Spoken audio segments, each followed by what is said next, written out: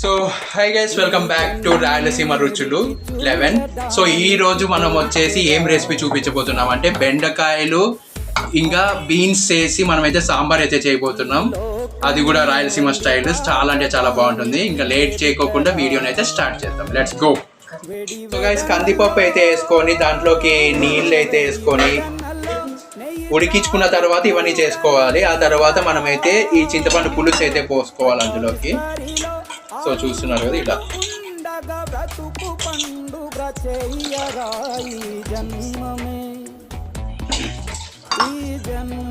So ఇప్పుడు మనం వచ్చేసి ప్యాన్ పెట్టుకొని స్టవ్ వెలిగించుకొని అందులోకి నూనె పోసుకొని ఇందులోకి వచ్చేసి మనమైతే పసుపు అయితే వేసుకుంటున్నాం చూడండి.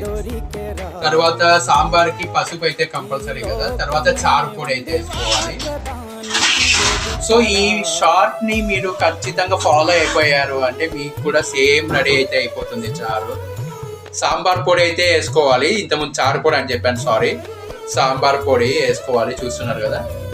ఇలా 3 స్పూన్లు అయితే వేసుకోవాలి. ఇప్పుడైతే మనం అయితే ప్యాన్ లో ఆయిల్ అయితే పోసాం చూడండి. తర్వాత ఆవాలు అయితే వేసాము, తర్వాత జీలకర్ర అయితే వేసాము.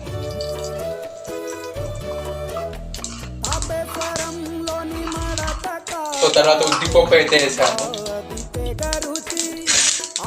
సో తర్వాత వచ్చేసి మనకైతే ఆనియన్స్, కరివేపాకు, ఎండుమిర్చి అయితే వేసుకున్నాము. సో గైస్, టమాటాలు అయితే యాడ్ అయితే చేసుకున్నాం చూడండి.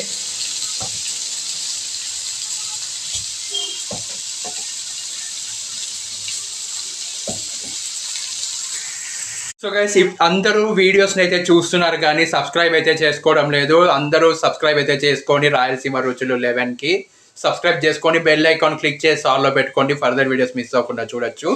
సో ప్రతి ఒక్కరు మన వీడియోస్ని చూసి సపోర్ట్ అయితే చేయండి.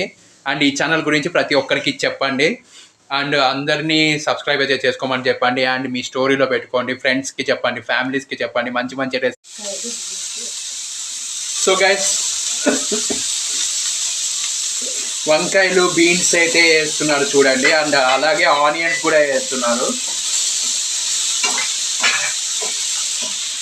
అయితే మనమైతే సాల్ట్ అయితే వేసుకొని ఇలాగైతే దించుకోవాలి.